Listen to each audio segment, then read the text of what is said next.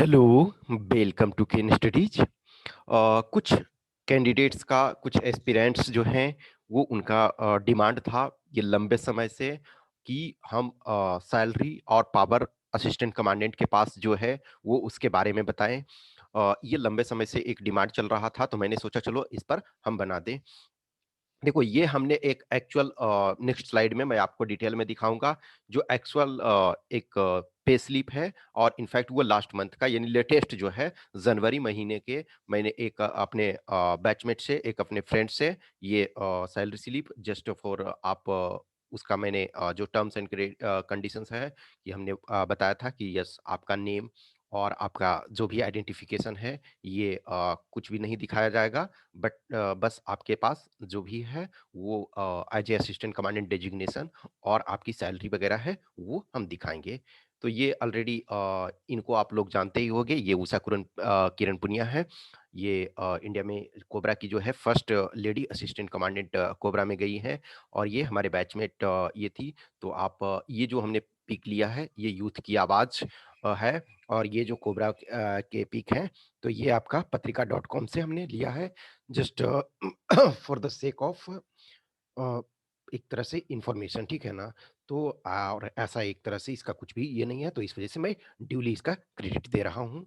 तो इसमें हम इस वीडियो में सैलरी आपको सैलरी स्लिप दिखाएंगे और आपका पावर जो भी है आपके मन अंदर ये रहता है कि क्या पावर है, क्या मीथ है, बहुत सारी चीज़ें होती है।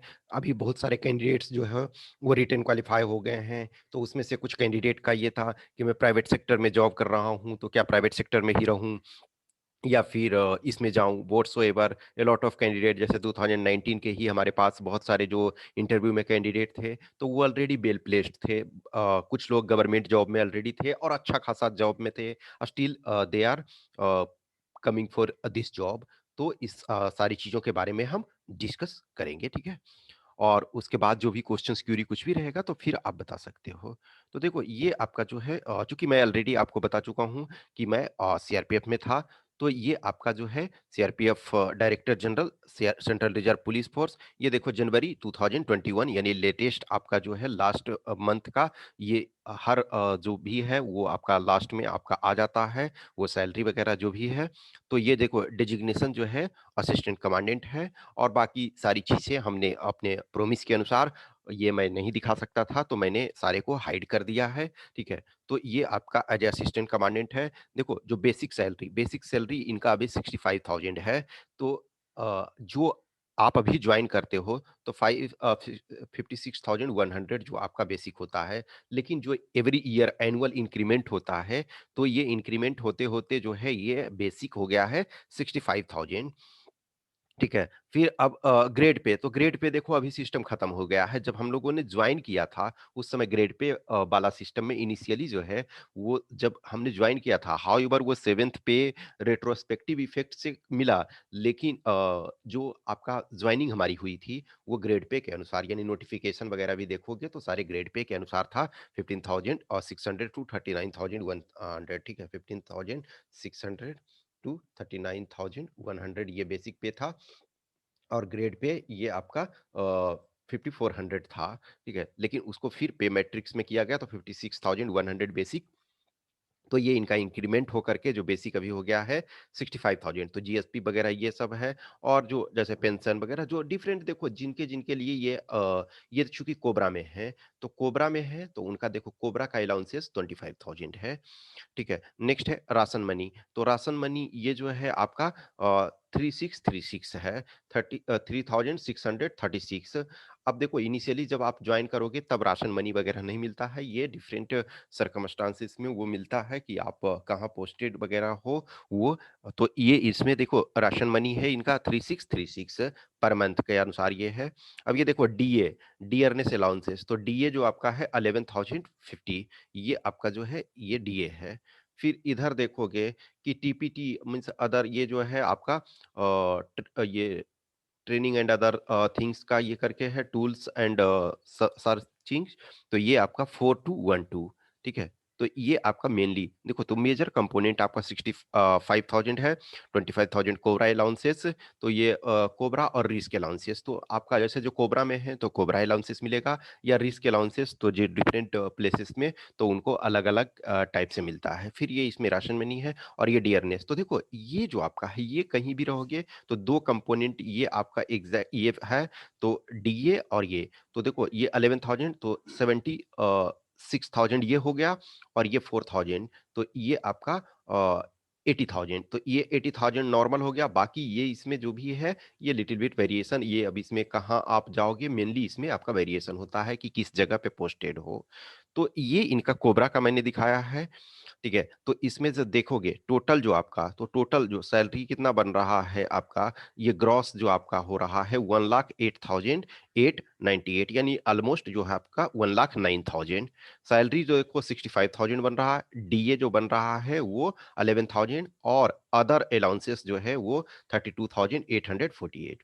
अब देखो, इसमें से जो टोटल ये जो डिडक्शन है, इधर जो डिडक्शन है, तो देखो income tax plus IT recovery, तो इनकम टैक्स वगैरह आपको ये फाइल करना होता है। इनकम टैक्स आपका जो टीडीएस जिसको कहते हैं, टैक्स डिडक्शन एट सोर्स, तो ये आपका जो है ये सैलरी वाला कंपोनेंट है, ये आपको मिल रहा है इधर वाला, और ये वाला जो कंपोनेंट है ये आपका डिडक्शन जो हो रहा है। तो देखो, ये आपका जो है इनकम टैक्स प्लस अदर जो आईटी रिकवरी है, तो इसका ये 8,555। अब ये आईटी सरचार्ज देखो, जिनका सुपर रिच है, अधिक वाले इनकम वाले, उनका तो यहाँ सरचार्ज 0 है। अब जीपीएफ, तो जीपीएफ में आपका जो है 76,000 आपका 5, ये जीपीएफ जो है आपका जो कटता है, वो इसका आपका देखो बेसिक जो है, बेसिक और प्लस डीए, तो ये इसके मिला करके तो इसका जो है 10%, तो देखो इसमें आपका 76,050 रुपी हो रहा है। ठीक है? तो ये आपका डीए और salary, basic basic plus DA मिला करके आपका 76,050 हो रहा है। तो इसका 10% देखो 7605, तो ये 10% जो आपका है जीपीएफ में वो कट रहा है, तो उसमें उतनी सरकार आपको कंट्रीब्यूट कर रही है, तो आपका वो हर महीने जमा होता है। फिर ये आपका जो है जो हेल्थ के लिए जो आपका हेल्थ इंश्योरेंस कह सकते हो, कि जो हेल्थ सर्विसेज आपको प्रोवाइड की जाती हैं, उसका डिडक्शन हो रहा है। ठीक है? और देखो, तो इसमें से कुछ और है जो थोड़ा-सा ये इधर-उधर जो भी है, जैसे ये वेलफेयर वगैरह वाला है, ये एग्ज़ैक्ट मैं इसका बता नहीं सकता हूँ, अभी मुझे ध्यान नहीं है। ठीक है? तो ये सब कटते हैं। तो देखो क्या है कि ग्रॉस सैलरी आपका कितना हो गया, 1,08,898।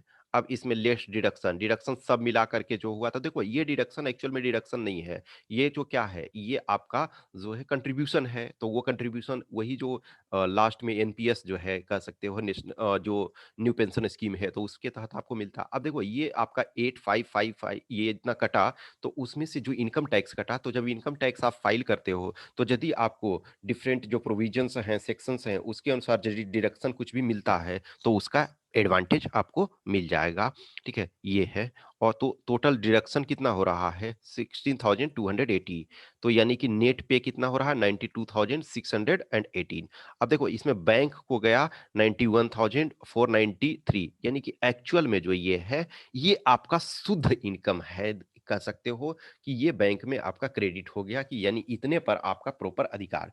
अब ये इसमें से देखो, ये जो इनकम टैक्स है, तो मान के चलो कि जो रिबेट के अनुसार है, तो जस्ट इमेजिन करो कि सपोज पूरे ईयर में आपने 1 लाख इनकम टैक्स पे किया। मान के चलो, मैं ये समझता हूँ कि 1 लाख आपने इनकम टैक्स पे किया। आपका करीब-करीब 13 लाख रुपया बन रहा है, जो ग्रॉस है, मान के चलो 13 लाख रुपया बन रहा है। तो इसमें से आपका कंट्रीब्यूशन ये हो रहा है, इसमें से तो कुछ आपका ये आपका करीब क्या है कि 1 लाख से थोड़ा कम जो है वो आपका कंट्रीब्यूशन इसमें हो रहा है जीपीएफ में, और 1 लाख के आसपास इनकम टैक्स कट रहा है। तो यानी कि सपोज़ इसमें से है कि 11 लाख करीब आपको एनुअली आपको मिल गया ये। अब इसमें से यदि जो मिला है, अब 1 लाख जो इनकम टैक्स कटा है, तो उसमें कुछ प्रोविज़न्स होते हैं कि यस, इसके अनुसार आपको इतना जो मिलेगा, इतना रिटर्न होगा, और फिर जैसे मार्च वगैरह के महीने में और जो भी है, यदि आपका इनकम टैक्स कम कटा है, तो उसमें से ज़्यादा कट सकता है, लेकिन ये एक रफ एस्टिमेशन में है, ठीक है? तो ये आपका जो है, ये सैलरी है, सैलरी के रिगार्डिंग आपने बोला था, तो हमने बोला ठीक है, इट्स बेटर है कि हम आपको एक्चुअल जो होता है, ये हमने अपने एक फ्रेंड जो हमारे बैच के हैं, वो उनसे मैंने लिया, उनसे मैंने रिक्वेस्ट किया था कि ठीक है, मैं लेटेस्ट ही बेटर है कि किसी चीज़ को रफ एस्टिमेशन में देने से अच्छा है कि एग्ज़ैक्ट हाँ, लेकिन चूँकि हमने बोला था कि आइडेंटिटी उनको नहीं बतानी है, तो वो उस प्रॉमिस के अनुसार मैं उनकी आइडेंटिटी नहीं बता रहा हूँ, लेकिन ये सैलरी आपको ये स्लिप है, ठीक है? अब पावर की बात रही। देखो, पावर कहीं भी है, एक रिलेटिव टर्म है। एक रिलेटिव टर्म है। जस्ट आज मॉडर्न डे में खास करके, मॉडर्न डे में एक रिलेटिव टर्म है। ऑब्वियसली वो हमेशा रिलेटिव टर्म रहा, अदरवाइज वो कहा जाता है ना कि जो everything in this world is relative except a speed of light. Speed of light ही एक ऐसा है जो कि एब्सोल्यूट है, अदरवाइज इस दुनिया में हर वो चीज़ जो है रिलेटिव है।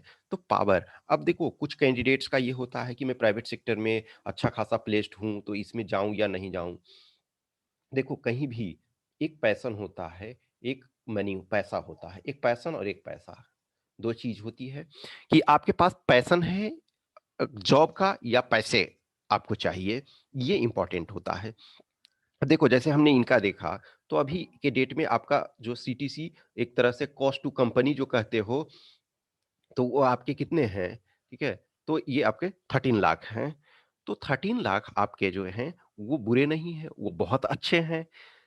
अब आप इंडस्ट्री में सपोज 13 लाख पैकेज होता है, इसमें देखो एडवांटेज क्या है, आप कुछ चीज को देख रहे हो, house rent zero, house rent others zero, यानी कि हाउस रेंट आपको यहाँ देना नहीं पड़ रहा है, क्योंकि ये कोबरा यूनिट वगैरह में है, तो ये इसको रेंट वगैरह नहीं देना पड़ रहा है। आपको रेंट नहीं, यदि आप इंडस्ट्री में होते हो, जस्ट सोचो थोड़ी देर के लिए कि बैंगलोर जैसे शहर में हो या नोएडा में हो या गुड़गांव में हो, गुरुग्राम जो भी है, कहीं भी हो, तो आपको एक मेजर कंपोनेंट है। सपोज आप गुरुग्राम में ही रहते हो, मान के चलो, तो गुरुग्राम में एक, सपोज मैं मानता हूँ 13 नहीं, आपका 15 का पैकेज है, 15 लाख का आपको पैकेज है।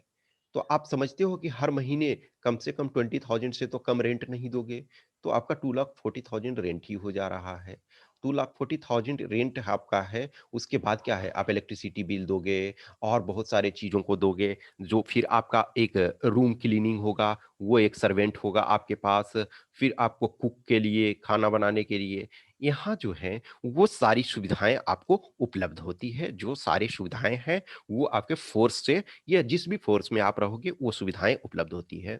तो सीटीसी सिर्फ़ और सिर्फ़ उस पॉइंट ऑफ व्यू से नहीं देखो, यदि ये 13 अभी यदि है, तो इस 13 को मैं मानता हूँ इंडस्ट्री के स्टैंडर्ड से 20 के आसपास है, ठीक है? तो 20 ये आपका मिल रहा है। अब उसके बाद देखो, जस्ट सोचो कि आपके पास जो रुतबा है और पावर है, अब पावर क्या है कि कहीं भी रिलेटिव टर्म है कि यदि आप अपने यूनिट में हो, सपोज़ आप एक कोबरा में असिस्टेंट कमांडेंट हो, तो नॉर्मल बटालियन में जो होता है क्या है कि जो आप असिस्टेंट कमांडेंट के तौर पे कंपनी कमांडर होते हो, लेकिन कोबरा है, तो कोबरा में जो है डेप्यूटी कमांडेंट जो होते हैं, कंपनी कमांडर होते हैं।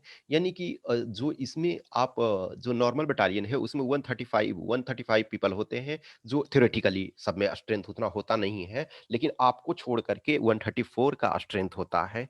अब सोचो आप उतने के बॉस हो, आप कहीं ऑपरेशन में जा रहे हो, वर्क में जा रहे हो, नो डाउट आप पावर दिखाने के लिए वहाँ नहीं जा रहे हो, आप कंट्री को सर्व करने के लिए जा रहे हो। लेकिन कहीं न कहीं ये है तो है कि इतने पर्सन्स आपके अंडर में वर्क कर रहे हैं, आपके साथ चल रहे हैं, आप जो भी जहाँ चल रहे हो, वो जो कहते हैं ना कि यस 6 बॉडीगार्ड वगैरह आज के डेट में जैसे बहुत सारे मैं अपने बैचमेट को भी देखता हूँ कि फ़ोटो वगैरह डालते रहते हैं। कुछ ऐसे हैं जो मेजॉरिटी हैं वो फ़ोटो वगैरह उस ढंग से नहीं डालते हैं, और बहुत सारे हैं जो वो डालते रहते हैं कि यह इधर ऑपरेशन में जा रहे हैं, इधर ये जा रहे हैं। एक्चुअली वो करना नहीं चाहिए, लेकिन स्टिल करते हैं। तो जब आप कहीं भी जाते हो, कहीं किसी से बात करते हो कि yes I am gazetted officer of central government, तो ये एक बहुत बड़ी बात होती है। दूसरी एक है कि फ्यूचर प्रोस्पेक्ट वगैरह होता है कि जस्ट इमेजिन करो कि आप इंडस्ट्री में हो, इंडस्ट्री में आपको बहुत पैकेज, अच्छा खासा पैकेज है, इससे अधिक ही पैकेज है। लेकिन आपका उस ढंग से कोई रिकॉग्निशन वगैरह जो रुतबा है कि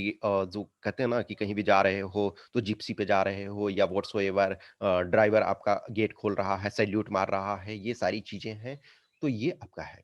लेकिन अब देखो यदि कुछ पॉइंट ऑफ व्यू से देखोगे, तो आप यूनिट में ही आपके पास यहाँ पावर है, और या फिर ऑपरेशन एरिया में जा रहे हो, ऑप्स एरिया में जा रहे हो, तब आपके पास पावर है। अदरवाइज़ जो आपका मेन क्या काम है, चूँकि आप इंटरनल सिक्योरिटी में हो, तो आपका मेन वर्क क्या है कि स्टेट पुलिस को हेल्प करना। You have to help a state police to maintain law and order, but there are certain circumstances, जैसे जस्ट इमेजिन करो कि कोई आईटीबीपी में है, तो आईटीबीपी में आप हो तो इंडिया और इंडो तिब्बत बॉर्डर पुलिस में हो, इंडो तिब्बत बॉर्डर पुलिस, तो आपका क्या है, आप बॉर्डर गार्डिंग फोर्स हो। तो बॉर्डर गार्डिंग फोर्स जब हो, तो आपको ऐसा नहीं है कि हर चीज के लिए जो स्टेट पुलिस से आपको परमिशन लेना है। नो, आप वहाँ ऑलरेडी, या तो जैसे जस्ट इमेजिन करो कि आईटीबीपी में जो है, तो उनको स्टेट पुलिस से बहुत ज्यादा डायरेक्ट सिचुएशन फेस नहीं करना पड़ रहा है। अब वहाँ आपको आर्मी के साथ मेन रूप से कोऑर्डिनेट करके चलना है। आर्मी से आपको कोऑर्डिनेट करना है। जैसे अभी इंडिया चाइना के साथ स्टैंड ऑफ का पोजीशन चल रहा था। अभी भी डिसएंगेजमेंट हो रहा है, लेकिन अभी सिचुएशन सही पूरी नहीं हुई है। तो आप एक तरह से आर्मी से मोर और मोर कोऑर्डिनेशन में हो। अब जैसे सपोज बीएसएफ में यदि हो, तो बीएसएफ में भी हो, तो आप किस बॉर्डर पे हो, जैसे इंडिया पाकिस्तान बॉर्डर पे हो, तो कुछ पार्ट में आपको स्टेट पुलिस के साथ मिलकर के काम करना है, और कुछ पार्ट जो है वो उसमें आपको आर्मी के साथ काम करना है। सेम सिचुएशन बांग्लादेश बॉर्डर पे है। कुछ एरिया में जैसे जहां आपको arm forces special power act जिस एरिया में है, तो मेजोरिटी आपको कुछ एरिया में कोऑर्डिनेट करना है।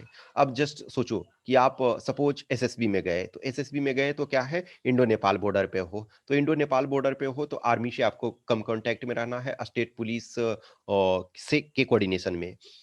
मेनली जैसे सीआरपीएफ में यदि आप आते हो, तो स्टेट पुलिस के कोऑर्डिनेशन में आपको बहुत वर्क करना पड़ता है। डिस्ट्रिक्ट जो वहाँ का एसपी हैं, वो उनसे आपको रेगुलर टच में रहना पड़ता है। तो ये आपका कोऑर्डिनेशन में मेनली रहना है। इंडिपेंडेंट में यदि आप यूनिट के बाहर हो एज़ सच, तो आपका बहुत कम इन्फ्लुएंस होता है। ये हाँ, अब क्या है कि आपने पर्सनल आपका रेपो कैसा है किसी चीज़ में, आपने पर्सनल कैसा रेपो बना लिया है, जस्ट थोड़ी देर के लिए मान के चलो कि आप एक असिस्टेंट कमांडेंट हो, और आपका एक फ्रेंड आईपीएस हो गया है, और उस एरिया में यदि वो पोस्टेड है, सपोज थोड़ी देर के लिए मैं मानूं कि आप छत्तीसगढ़ में दांतेवाड़ा में कहीं भी किसी एरिया में छत्तीसगढ़ में आप गए हो, और आपका ही एक बैचमेट जो आपके साथ प्रिपरेशन कर रहा था, आप आईपीएस होने से चूक गए, और आपका वो फ्रेंड आईपीएस हो गया। अब उस एरिया उस डिस्ट्रिक्ट में जिस एरिया में आप पोस्टेड हो, वो उसी डिस्ट्रिक्ट के आसपास में यदि आपका कोई फ्रेंड है, वो उससे अच्छा रैपो आपका है, अब वो वहां का एसपी है, तो आपके पास पावर बहुत है। आप वो, लेकिन वो रिटन पावर नहीं है, लेकिन आपके पास इंडिपेंडेंट जो है उस ढंग से अरेस्ट करने का भी पावर नहीं है। सर्कमस्टांसेस होता है तो नो डाउट, जैसे ऑपरेशन होता है, कुछ आपका काउंटर इंसर्जेंसी ऑपरेशन होता है, या फिर जो भी चीजें चलती है, ऑप्स चलती है, तो जब आप सिचुएशन में होते हो, तो ये माना जाता है कि आप स्टेट पुलिस को कोऑर्डिनेट कर रहे हो। उस सिचुएशन में आपको वर्क करना है उनके साथ कोऑर्डिनेशन में। ए लॉट ऑफ टाइम होता है इन प्रैक्टिकल जो होता है कि आपके पास इंडिपेंडेंट पावर होता है। प्रैक्टिकल में जो होता है, प्रैक्टिकली इंडिपेंडेंट आप जब वर्क कर रहे हो, तो ए लॉट ऑफ सर्कमस्टांसेस होगा जब एज असिस्टेंट कमांडेंट आप इंडिपेंडेंटली वर्क करोगे। लेकिन जो थ्योरी में है कि आप स्टेट पुलिस को ही कोऑर्डिनेट कर रहे हो। तो अब आप ये नहीं सोचोगे कि हम स्टेट पुलिस वगैरह में हैं, कि हैं एसपी हैं, तो आप एक जस्ट इमेजिन करो कि एक दिन ऐसा होगा कि आप प्रमोशन होते होते आप ये कमांडेंट हो गए। तो कमांडेंट देखा जाए, तो कमांडेंट क्या है, एक तरह से आपका जो सीनियर एसपी के बराबर सपोज है, तो सीनियर एसपी के यदि बराबर है, क्योंकि सेकंड इन कमांड जो होता है, 2IC आप जिसको बोलते हो, सेकंड इन कमांड जो है वो डिस्ट्रिक्ट के एसपी के बराबर होता है। लेकिन कुछ डिस्ट्रिक्ट में देखो एसएसपी होते हैं, तो आप मानो कि कमांडेंट जो है एसएसपी, क्योंकि फिर डीआईजी डीआईजी में दोनों बराबर हो जाते हैं। इसके भी डीआईजी आपके होते हैं, और इसमें भी स्टेट पुलिस फोर्स में भी डीआईजी होते हैं, और इसमें भी डीआईजी होते हैं।